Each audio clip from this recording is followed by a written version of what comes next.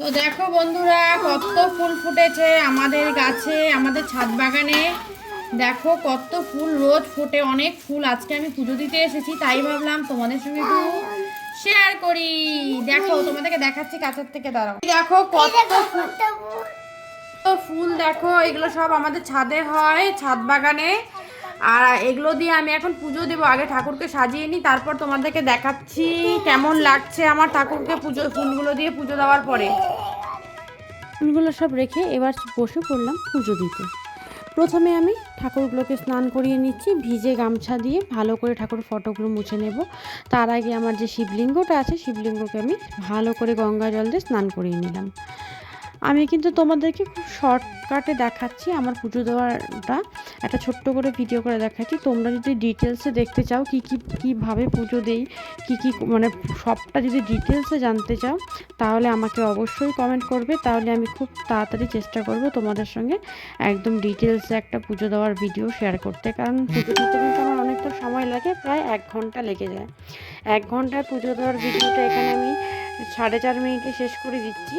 তার জন্য হচ্ছে একদম খুবই কম মিশাতে দেখিয়েছি। যদি সেভাবে ডিটেলসে দেখাতাম তাহলে কিন্তু এত তাড়াতাড়ি হতো না। যাই হোক, ঠাকুরকে স্নান করিয়ে নিয়ে দেখো চন্দন পরিয়ে দিচ্ছি আমি সব ঠাকুরকে। পুজো দিতে কিন্তু বেশ ভালোই লাগে আমার, কিন্তু সবসময় দিয়ে উঠতে পারি না, মা দেয় বেশিরভাগ পুজোটা। কারণ সকালবেলা আমাদের বাড়িতে পুজো দেওয়া হয়, সকালবেলা আমি যেহেতু দিয়ানের স্কুল থেকে আমি ওর পেছনে অনেকটা সময় চলে যায়, তাই আমি সকালে পুজোটা দিতে পারি না। কিন্তু যেদিন স্কুল থাকে না তখন আমিই দিই পুজোটা।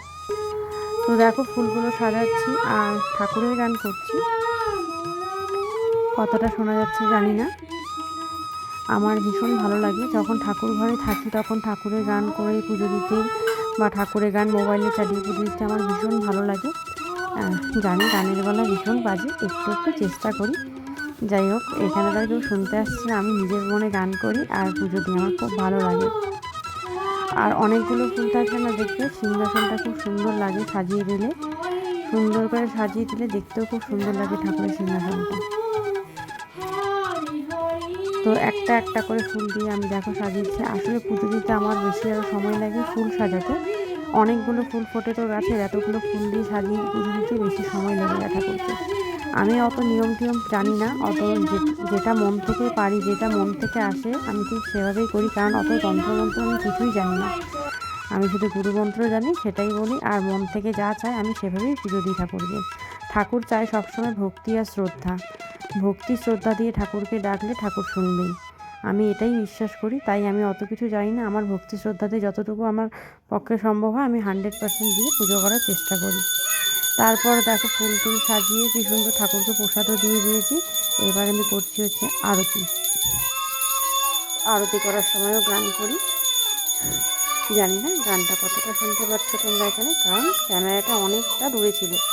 কারণ আমার সঙ্গে দিয়ান ছিল তো ঠাকুর ঘরে, যেহেতু দিয়ান ছিল তাই আমি ক্যামেরাটা অনেক উপরে দূরে রেখে এসেছি, নাহলে কোনো সময় ধাক্কা দিয়ে ভেঙে দেবে মোবাইলটা। তার জন্য তো অনেকটা দূরে, হয়তো ভয়েসটা ভালো করে শুনতে পাওয়া যাচ্ছে না গানে। প্রদীপ দিয়ে আরতি করে নিলাম, তারপরে ধূপকাঠি দিয়ে আরতি করে নিচ্ছি ঠাকুরের। আমার একটা জিনিস একটু প্রবলেম হয়, কী বলো তো, সেটা হচ্ছে ঘন্টাটা হাতে অনেকক্ষণ বাজাতে পারি না, আমার একটু অসুবিধা হয়।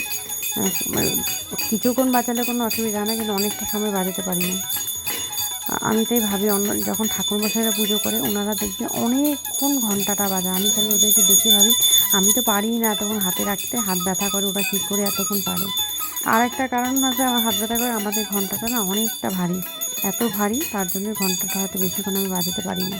আগে তো আরও পারতাম না, বলে না অভ্যাস সব শিখে যায় মানুষ, তো ওইটাই হয়েছে। আর এই শঙ্খও দিচ্ছি আমি। একটা হাসির কথা কি জানো, আমি যখন বিয়ের পর প্রথম শঙ্খ দিতাম, আমি শঙ্খ দিতাম আর ঘরে সবাই হাসাহাসি করতো, কারণ আমি শঙ্খ দিতে পারতাম না, একদমই পারতাম না।